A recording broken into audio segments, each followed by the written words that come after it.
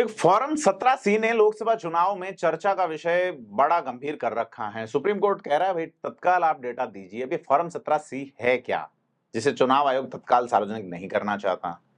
और देश भर में 2024 के लोकसभा चुनाव में 5 चरण का मतदान हो चुका है, छठा चरण का चल रहा है और 7वां 1 जून को होने वाला है। इसके बाद 4 तारीख को रिजल्ट भी आना है। लेकिन किसी भी चरण के मतदान पूरे होते ही चुनाव आयोग मतदान से जुड़े आंकड़े जारी करता है, परंतु ये आंकड़े अंतिम नहीं होते और फिर बाद में ये आता है कि अंतिम आंकड़ा जब आता है तो जो अंतर आता है या अंतर आ रहा है कि बढ़ रहा है प्रतिशत वगैरह तमाम चीजें जो है, तो चुनाव आयोग की ओर से जारी शुरुआती और अंतिम आंकड़ों में जो अंतर आ रहा है उस पर ही विपक्ष की पार्टियां और कई जानकारी लोग जो है वो सवाल उठा रहे हैं।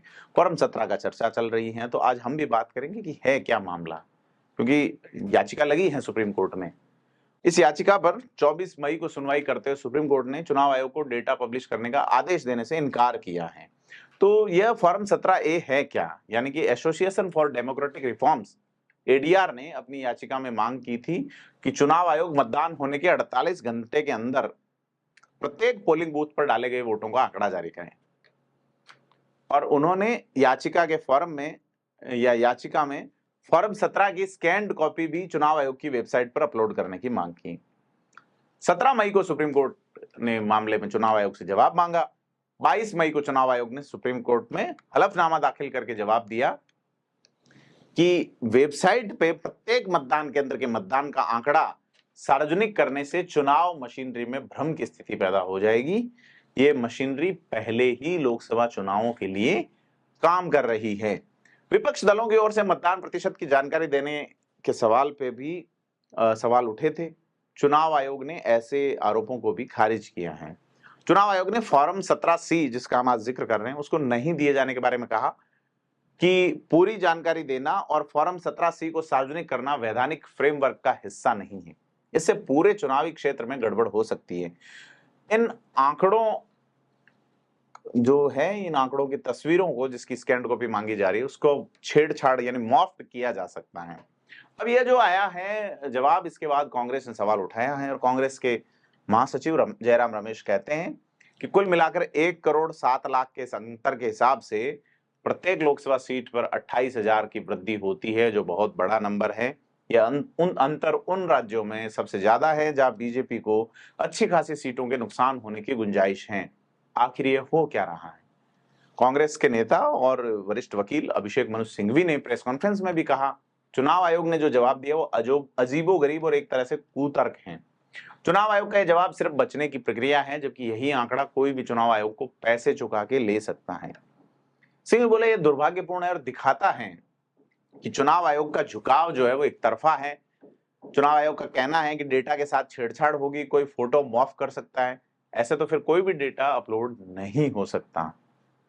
और अगर अपन देखें एक निजी चैनल का इंटरव्यू, तो जिसमें प्रधानमंत्री नरेंद्र मोदी ने भी कहा है कि अब जाके चुनाव आयोग पूर्ण रूप से स्वतंत्र बना है।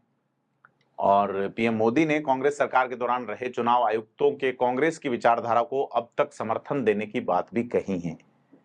ऐसे में सवाल यह है कि जो अपन शुरू में कर चुके हैं कि फॉर्म 17C में कौन कौन सी जानकारियां होती है, तो ये बता देते हैं। फॉर्म 17C जो है, सिंपल सी भाषा में बात करें तो इस बात की जानकारी कि एक मतदान केंद्र पे कितने वोट पड़े।